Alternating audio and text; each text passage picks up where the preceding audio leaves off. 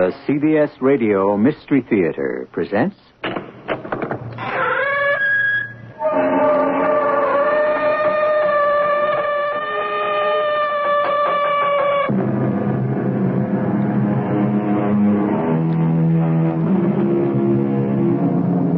Come in.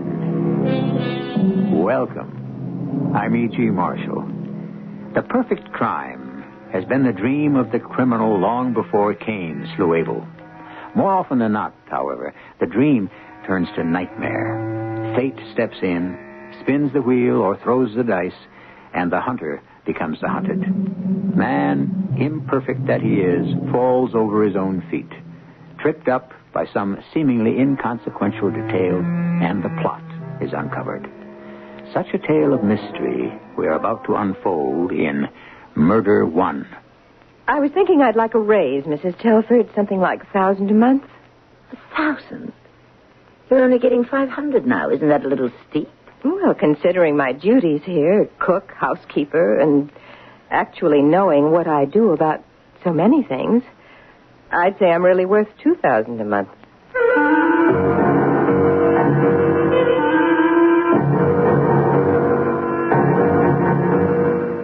Our mystery drama, Murder One, was written especially for the Mystery Theater by G. Frederick Lewis and stars Tammy Grimes.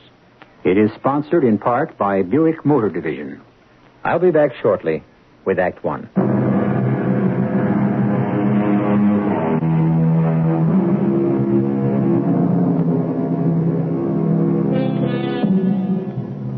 The wisest one once said, "For what shall it profit a man if he gain the whole world and suffer the loss of his soul?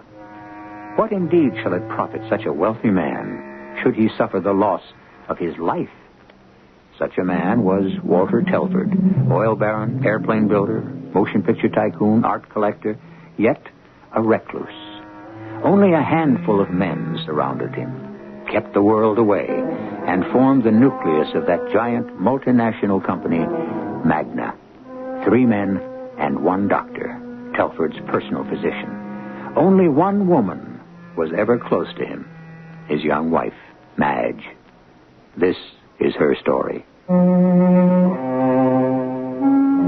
When I woke up this morning, for the first time in 12 years, I felt lighthearted. Free. Because I was free. Walter was no more. The years of having to put up with this strange, unloving man were over. He had attracted me at first, but it soon wore off. His position, his power, his money. Now he is gone. His ashes lie at the crematorium. Soon I would have to pick them up and have them placed in his private jet, the Murder One, flown over his oil fields and scattered, just as Walter had instructed it. Come in. What is it, Harriet? This big photograph of Mr. Telford flying his first airplane. I wondered if you'd like it in here. Oh, that terrible picture. It looks like a giraffe. I suppose so. I thought you'd like to be reminded of the good old days. Harriet, there were never any good old days. They may have been old, but they weren't that good. Not until Mr. Telford came round to the stage door entrance. No, I enjoyed my acting career, I suppose.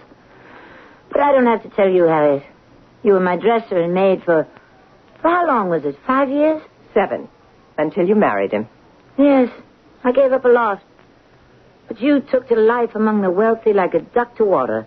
You just went right along from dresser to household cook. You didn't give up a thing, dear, and you know it. You weren't such a hot actress. The best part you ever played was wife to Walter Telford. In fact, as an actress, you were terrible, and the critics said so. How dare you speak to me like that? I've a good mind to fire you. I don't think you will, dear. I know too much. Like what? Oh, perhaps that long trip to Africa wasn't good for Mr. Telford. He enjoyed every minute. His last happiness on earth, as it turned out. But then he took sick, and we had a terrible time getting out. Try asking a Stone Age bushman which way is the nearest airport. So you nursed him all by yourself. I did what I could. We had some drugs along, just painkillers. But that jungle fever got to him, and he didn't have the resistance. Well, there aren't many young wives married to old fellows who would have done as well by him as you. Harriet! Well, he was old. Can't deny that. I think you'd better get back to the kitchen. You forget yourself. Do I? There are an awful lot of things I just can't seem to forget. The days passed. Walter's business associates were most kind. Jack called several times assuring me they wanted me on the board of directors of Magna. Not just because I was Walter's wife, a widow, but because they felt a younger voice in the corporation was needed. Not that I was looking forward to becoming a businesswoman, for aside from being a wife, all I knew was the theater. But I felt in Walter's memory I should. I wondered if I ought to give up this big house in Beverly Hills, the 2 maids, the gardener and chauffeur, and the Harriet. But it would be hard for me to leave. Do you have a minute, Madge? Madge? Since when are you being so familiar? And I notice you don't knock anymore, just barge in. I thought we were back to the old days, just the 2 of us. After all, dear, we've been through an awful lot together. All right, if it pleases you. But not in front of the others. What do you want? I was thinking I'd like a raise, seeing as how you'll be needing me more and more. What do you mean? Well, there may be special errands you'd like me to do, confidentially. Like what? Getting prescriptions filled at the drugstore. Getting stuff to get rid of the rats. You know. How much do you get now? $500 a month. I see. How about $650? I was thinking something like $1,000. $1,000 a month? Well, considering I'm really the housekeeper now, I'll go on cooking, of course. Isn't that a little steep, Harriet? Actually, knowing what I do about so many things around here, there'd be some people who'd say I was really worth $2,000. Well, I'll have to think it over. It seems like a great deal of money to me. You'll be inheriting a great deal, and you'd like to keep it. Think that over, too. I don't like your insinuations. I don't like your threats, and you'd better watch out, Harriet. Don't drive me too far. As I said before, you're a very unconvincing actress. I was boiling mad. If she suspected something was strange about Walter's death, the doctors didn't. Dear Arthur Carter, who's crazy about me, and his 4 old colleagues, they'd agreed Walter had picked up something in Africa which caused it. So I was a lousy actress, was I? Well, we would see. Yes, Miss Harriet, I'll make you eat your words. Yes? Is this the Telford residence? Yes, it is. What can I do for you? I'm Sister Teresa of the African Hospital. May I come in? Of course. Certainly, sister. You must be Harriet. They've told me so much of you. Yes, I am. What a beautiful room. Fantastique. Is that Mrs. Telford, that portrait over the fireplace? Yes, it is. I thought I recognized her. May I sit down? Would you like me to call her and announce you? No, in a moment. Let me catch my breathing first. It is good luck that I'm here. When I saw Mr. and Mrs. Telford last, I had no idea it should be so soon. It is, in fact, extraordinary I should come at all. You come from Africa. Mr. Telford, when he was taken ill, he was brought to our little hospital in Ganama. Poor man, he was very sick. But his good wife, she got an airplane and took him to America. I hope he had recovered from his malady. Sister Therese, what made you come here? I show you. A letter he wrote. He left with the sisters in our little hospital. I read it to you. Dear Sister Therese, I can never repay you and all the sisters at the hospital for your goodness and kindness. As I told you, whenever you need something to make a hospital bigger and better, with more equipment, please let me know, and I shall be very happy to take care of your needs. Very sincerely, Walter Telford. Please, look. A beautiful letter. Oh, yes. I recognize the handwriting. Of course. So, how did I get here? There was a world meeting of our order in Vancouver, and I went, and from Vancouver to California is not so far. So, please, I would like to see him now, Mr. Telford. Please tell him Sister Teresa from Ganama is here. I wish I could do that, Sister, but I'm afraid Mr. Telford passed away a week ago. Oh, mon Dieu. I'm too late. I'm afraid so. All this distance for nothing. If you could have seen what a brave fight he put up against the fever. So many of the native Africans catch it every year. It's terrible. But it is not always fatal. Not always? 90%, yes, it is fatal. But the younger 10%, they have a chance to come out of it and live. Mr. Telford was not exactly a young man. What is this disease, fever? A parasite. In Africa, these parasites kill people every day. Well, perhaps before I go, I should see Mrs. Telford. I liked her very much. She was devoted to Mr. Telford. Devoted. By all means, Sister. I'm sure Mrs. Telford would be happy to see you. Although, on second thought, perhaps not. This must be sad days for her. And for me to come at this time and ask for money, not the right time. No. Just as you wish. But I shall certainly tell her you were here. Thank you very much. I shall write to her. Did you come by car, Sister, or should I call you a taxi? Oh, my no. I walk from the railroad. That one gets used to very soon in Africa, walking. It is 4 kilometers from the train station at Ganama to our hospital.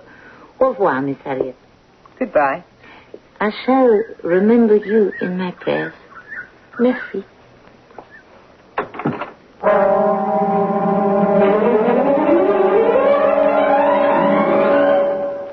Harriet!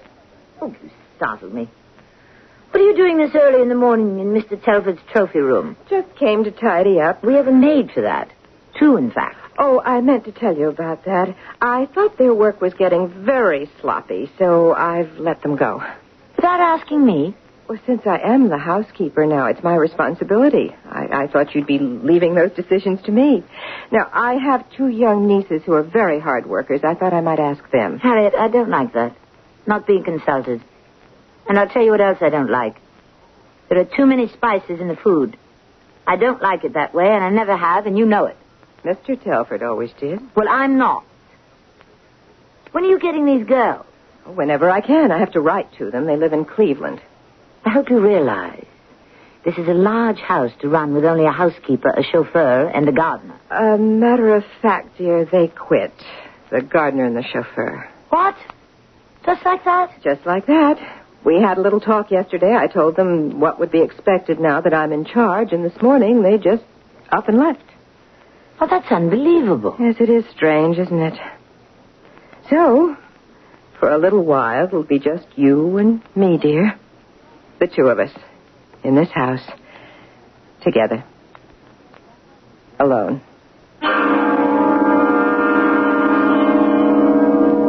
To look at the large house in Tudor style set back amid the landscaping and palm trees on Beverly Drive, one would never dream that within those fancy brick walls lived a young widow and her housekeeper. Also, that fear lived at that address. The only terror Madge had known up to now was stage fright. But this was not theater or make-believe. This was real. How real? We shall find out when I return with Act 2.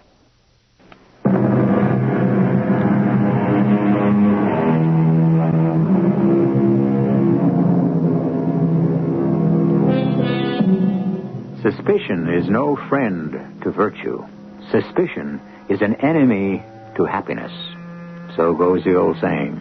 And so it was in the Telford mansion between the 2 women living there. Had billionaire Walter Telford died fairly, foully, of known or unknown causes? Of those who survived him, which was the cat? Which was the mouse?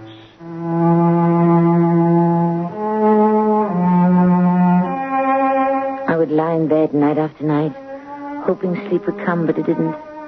Monday, Tuesday, Wednesday, in a dreaded pattern. I'd get up, wander about the house at night, and end up in Walter's study, straightening the books, The model aeroplanes are the real ones he built. The model oil derricks. Miniature sets of the movies he'd made. Symbols of all his enterprises. This night, I was particularly keyed up. I had to talk to someone. Arthur was the only one I could think of. Dr. Cutter here. Arthur? Yeah, you, Madge? Yes. Do you know what time it is? I couldn't help it. Something's going on here. Well, what is it? It's Harriet. Huh? She's at me in this most peculiar fashion. It's hard to explain. As though I personally had a hand in Walter's death. I see. But what does she say? Well, for one thing, she wants more money. Much more. So don't give it to her. There are other cooks, you know. It's not that simple. What can I do? Arthur, you're the only man I can turn to. Yes, well, leave it to me, Madge. You mean... I said leave it to me. Now hang up and come to see me tomorrow at 4 in the office. Hello, John. Last night I had a call from Mrs. Telford. It seems their cook, Harriet, has been making demands implying she knows something, and I just wanted to be sure where the boys stood. There was absolutely nothing strange about how Walter died, a clear, definable case. She is imagining that her cook is an enemy. Absolutely not. So far as there being any possibility of foul play, forget it. Walter Telford died of natural diseased causes. I'll stake my reputation on it.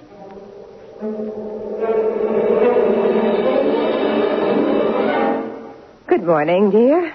Been for a walk? In the garden, Harriet. What would you like for dinner tonight? I'd planned to have a nice casserole, the one with lentils and beef, Mr. Telford's favorite. I'm not very hungry today. I think I'll take the car and go for a drive. I need some fresh air.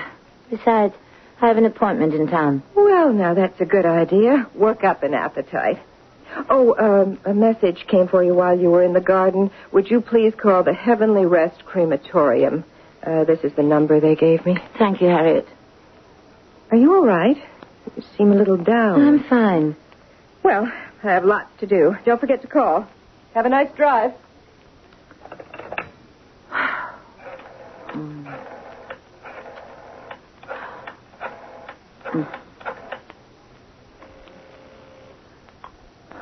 Heavenly Rest Crematorium? This is Mrs. Telford. Somebody called me earlier. Oh, yes, it was I, Mr. Fisher. Yes? About your husband, Mrs. Telford? Oh, yes. I was planning to pick up the ashes just as soon as I got around to it. It's, well, you know. I have a funny feeling about it, and... I'm afraid that's the difficulty, Mrs. Telford. But it's no problem if you aren't in any hurry. What do you mean? I regret to say there's been a strike, and so we haven't been able to, process Mr. Telford yet. But everything will be in order in a few days. However, I thought I should let you know. Yes. Yes, I understand. A few days, a week at the most, and everything will be in order, I can assure you. A few days? A week at the most? Walter was still not... What if someone should want an autopsy? What would I say? Jack or Fred or the other Magnum board member? Of course, Arthur would stop them. He signed the death certificate, his word. Besides, who could do that without my permission? Unless there was some suspicion of... It was narrowing down to Harriet and me. I had to act. Now, first thing, to discredit whatever she might say. I called Arthur's office and said I was too sick to keep my appointment at 4. I started eating nothing but toast. A few potatoes for dinner. I began to take a few grains of arsenic at a time. I had to make it believable she was the prisoner, and I was the next intended victim. Well, what is it, dear? 3 days now, and you've hardly touched your food. And what are you doing still in bed? I really feel terrible. What's gotten into you? I don't know. I could be, who knows? Emotional shock of suddenly losing my husband. Oh, you expect me to believe that? I don't care what you believe. You've been taking a great many liberties lately, Harriet, and it aggravates me. Oh, I have I? It's perfectly true that at one time we were close. And if it hadn't been for my regard for you, I wouldn't be paying you the exorbitant wages you're getting. I've decided I want more. Don't interrupt me. When I married Walter, you were so grateful to get out of the theatrical rat race, you fell all over yourself. You were so happy I arranged for you to take over our kitchen. And you did fine. I'm not saying you didn't. But since we came back from Africa, since the tragedy, I don't understand your behavior at all. And what I'm saying, Harriet, is cut it out. I don't like it. I'm not going to stand for any attempted blackmail. Should I applaud now? Not a very good scene, dear. You didn't play it very convincingly. You're bluffing, and old Harriet isn't being taken in one bit. Oh! Get me the Dr. Carter for me. Oh!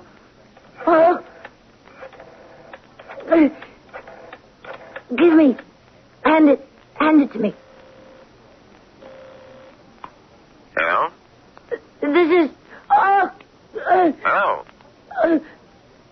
Hello? Harriet, tell him I'm in great pain. Hello? Have him come over here. Hello? Hello, Doctor. Yes? It's Mrs. Telford. She says she's not feeling well. I'm in terrible pain. She says she's in bad pain. Well, where is she in pain, Harriet? He wants to know where. Where?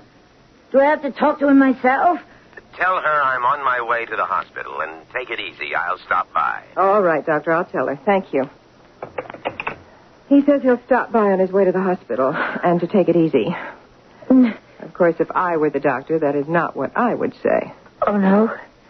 What would that be? I'd say, Madge, dear, what an act. Yeah, but what is it, Arthur? I can't begin to describe it. I felt like death. There's nothing wrong with you, Madge. Nothing at all. Probably picked up some intestinal bug. Oh, by the way, I am sorry I was so short with you when you called the other night.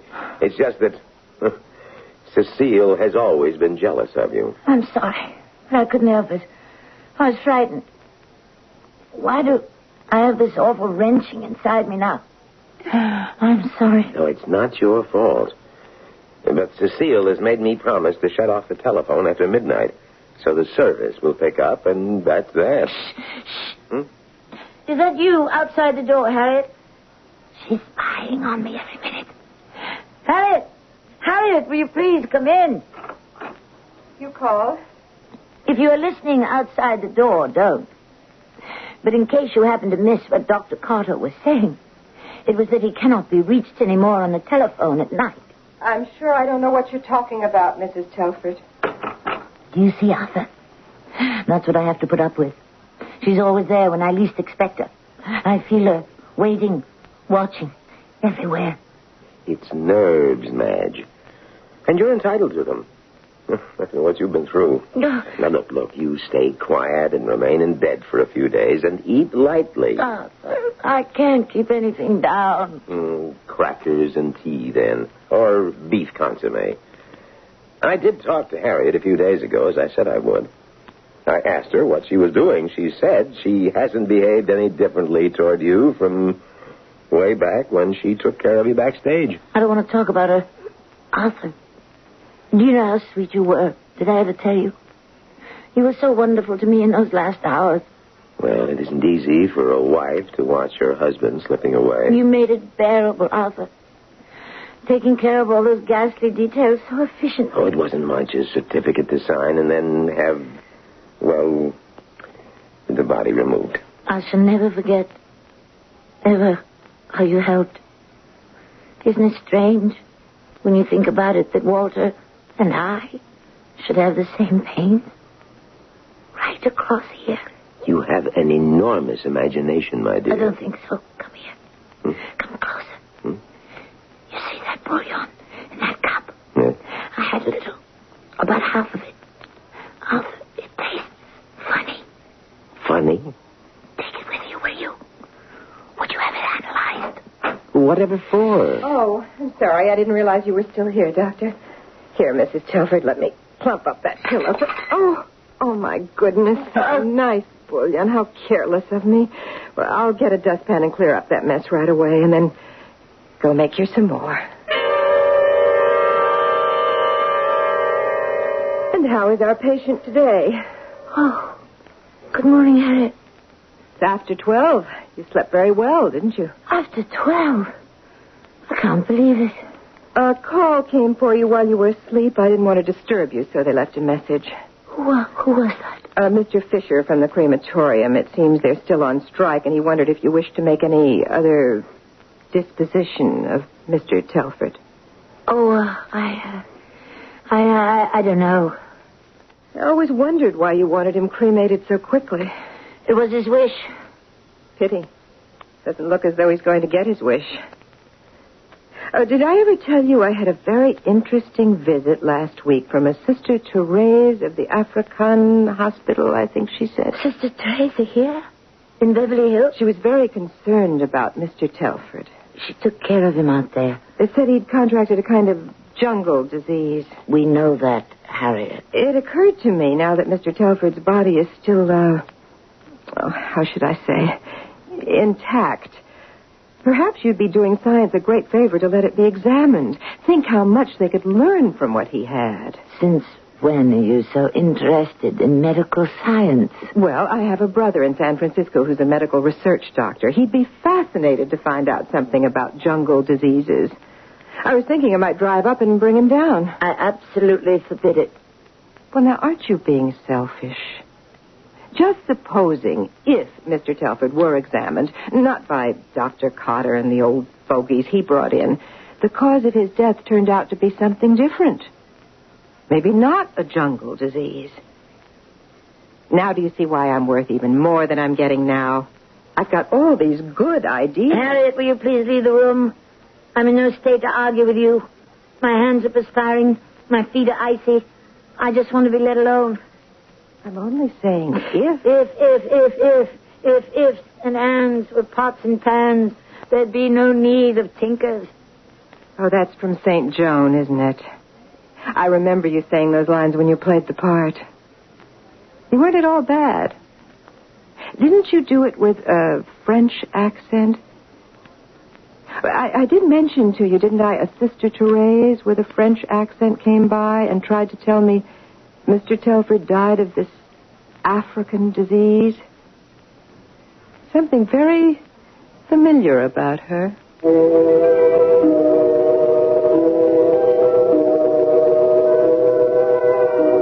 In police language, murder one is the intent to cause the death of another person. Murder one is also the result of the intent to cause suicide by force, duress, or deception. Surely we have some of those ingredients here. Are there more? It did not surprise me in the least. So let us find out when I return with Act 3.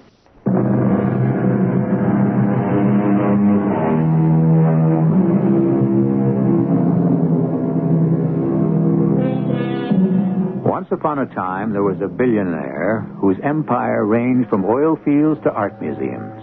He was Walter Telford. He was a difficult man to work for, demanding complete loyalty. His sense of humor was grisly, to say the least, like calling his private plane the Murder One. Unfortunately, fate sometimes plays its own little jokes, and Murder One is one of them. It is surprising how much arsenic the human body can tolerate.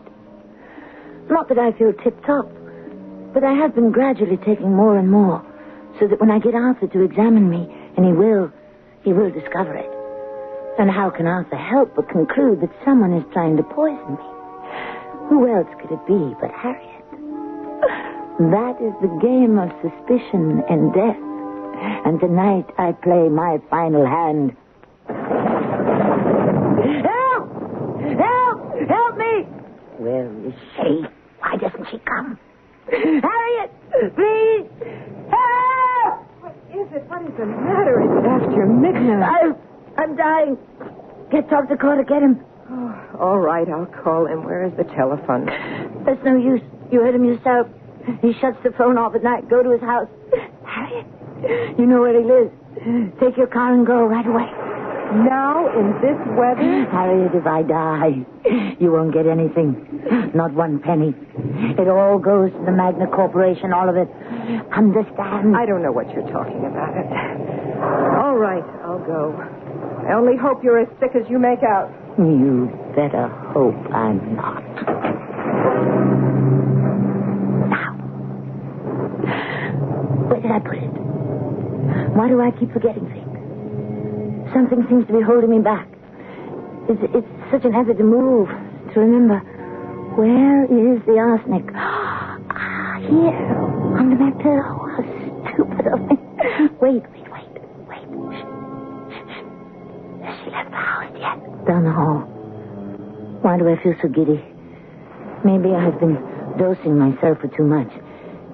Seems to me I used much less before, but I had to have enough in my stomach so that... Oh, good. She's left the door open. No, that's not where to hide it. In the bureau. I can't see. Why don't the lights work? The switch, where is it? Here. Hide it under the clothes, way in the back. Can't get it shut. That's all right. Now, get back to bed. Oh, I really don't feel well at all. So dizzy.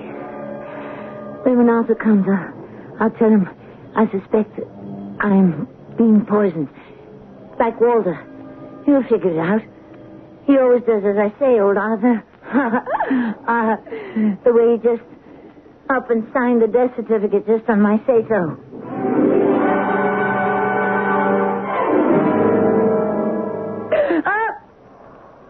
What is it? Oh, I must have been asleep. What time is it? Bedside clock.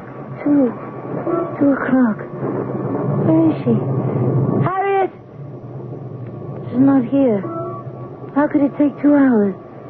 Arthur would have come back with her right away. Maybe she was in an accident. That could be an accident. Oh, I feel so woozy. The phone, where is it? I can hardly see. Yes. Hello. Mrs. Telford? This is Mrs. Telford. Yes. Mrs. Telford, this is Mr. Fisher? Yes, what? Well, I'm sorry to call you so late, but I just got back from San Francisco at a medical research meeting. And I went round locking up, and I couldn't find Mr. Telford's body. You didn't have it removed by any chance, did you? It's nowhere on the premises. Mr. Telford's body has disappeared. No.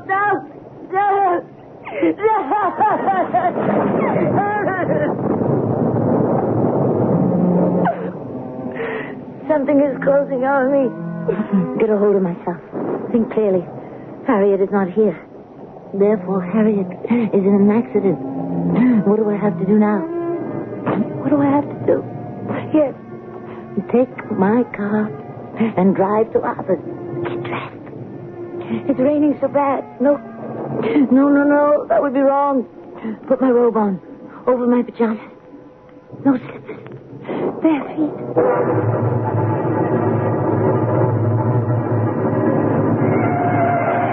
I can hardly see the road. So cold in car. What's wrong with the heater? Got to get to Arthur's. Turn here. Cold. There's someone out there. Someone in the road. Waving. Get out of the way, you idiot!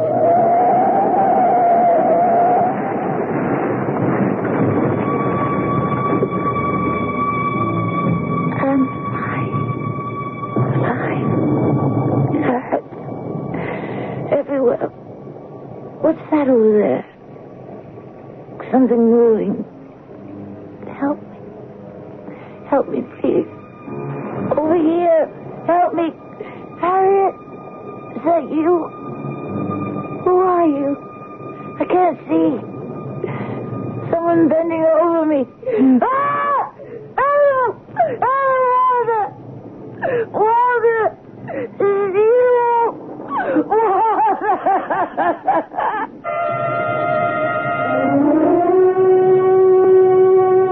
What's the matter with you, Arthur? It was a rotten idea. I think we've gone too far. Oh, it's locked. Do you have a front door key, Harriet? Of course I have.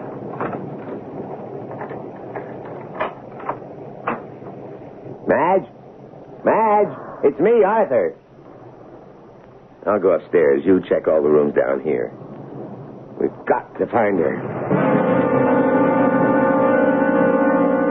She's not in her bedroom. Not downstairs either. Did you look in your room? My room? Why would she be in there? Will you do as I say? Go look. All right. Stupid. Oh, because I thought Madge had made a fool of me, getting me to sign that death certificate without a... I had a feeling something was wrong with my diagnosis of Walter's death. But I never thought it could be poison. Well, she's not there. But my room is a shambles. Clothes all over the place, drawers pulled out like a cyclone hit it. And look, I want you to see what I found. Right. This powder. It's not mine. I swear it. Good Lord. What'll we do? Where is she? I'm responsible. I am responsible. Check the garage, will you, Harriet? See if her car is there. It isn't. I remember now seeing the garage was empty as we drove up. What are you doing? Calling the cops. Hello, police. This is Dr. Cotter. One of my patients may be driving around the Hollywood Hills. Yes, she's in no condition to drive. I want you to search Beverly Glen, Coldwater, that whole area. It's Mrs. Walter Telford. Yes, that Mrs. Walter Telford. I'd say she left here about an hour ago, and I'm afraid she isn't competent to drive. No, I don't know. Wait a minute, hold on. Why would she have gone out tonight? Oh, of course. She was going to my place. She was here waiting, and I called her pretending to be Fisher. I didn't show up here. Sergeant, send your men first along Mulholland Drive. Yep. Call me. I'll wait here. The number's 555-8601. As soon as you find out anything. Thank you. It's gone too far, Harriet. Too far.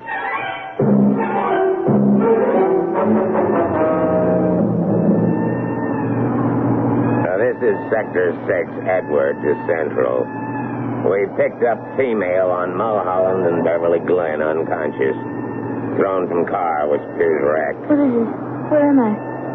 Where are you taking me, Walter? Ma'am, you just sit back there easy and wrap that blanket around your arm. There's blood on me. You on, Walter? No, ma'am, I'm Patrolman Burns.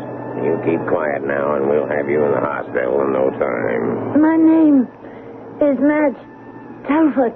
Is that Mrs. Walter Telford? Miss Walter Telford. 6 Edward to Central. Female has regained consciousness and identifies herself as Mrs. Walter Telford. Arsenic. She was poisoning me like she did Walter. In his food. Spicy food. What time is it? A little after 7, Mrs. Telford. 7? Yeah. In the morning? Yes, ma'am, in the morning. I've been out there all night.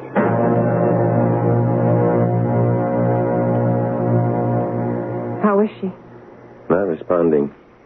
I had no idea all this. Can she get better? Too soon to say. Can't make out where I am. Right in front of me. White sheets.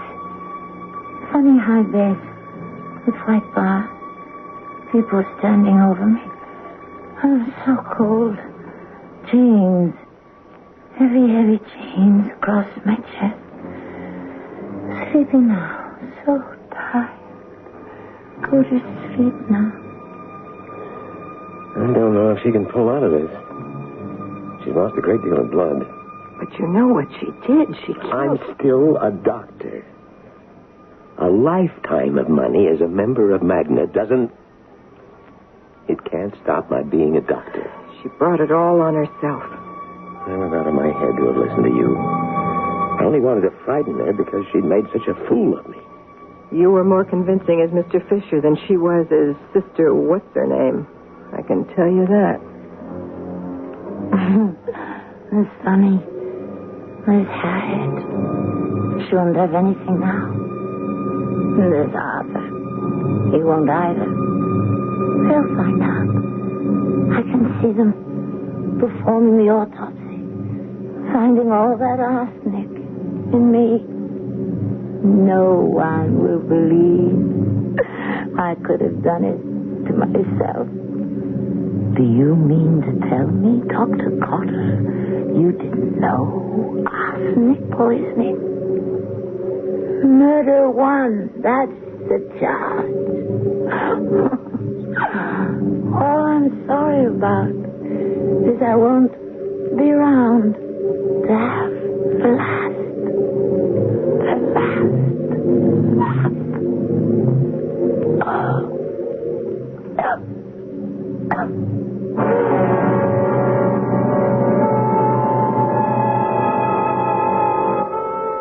We have seen how fear follows crime and is its punishment. We have seen the hand of fate upset the plans of man and deal out its own brand of justice. What happened to Madge Telford? What happened to Dr. Arthur Cotter? Harriet? We'll find out in a very few minutes.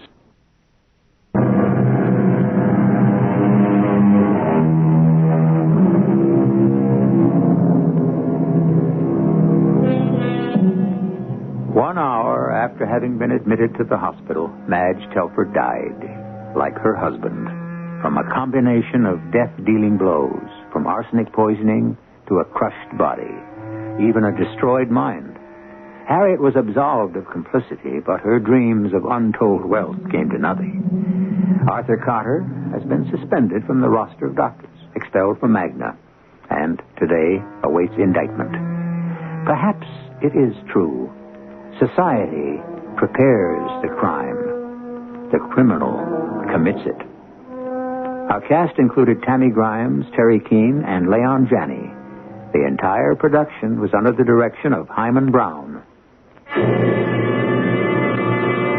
And now, a preview of our next tale. I thought teaching jobs was scarce. Now, Martha Barley, who was Dean of Women when anyway, now she's president of the university, and So, you've had this all planned. Planned? You are going to support me. You supported me all the time we've been married. Oh, good Lord, it's worse than I thought. You're in on it, too. In on what? The plot. Don't ask me what plot. I will. The plot to take over. Oh, Tommy, you are not well. First, strip them of their jobs. Second, rob them of their manhood. I'm going to call a doctor. A woman doctor, no doubt. Tom, you've always liked Ursula Cardell. And third, destroy their sanity. Oh, no, Helen, it won't work. Because I'm going to fight back. We're all going to fight back. This is E.G. Marshall inviting you to return to our Mystery Theater for another adventure in the macabre. Until next time, pleasant dreams.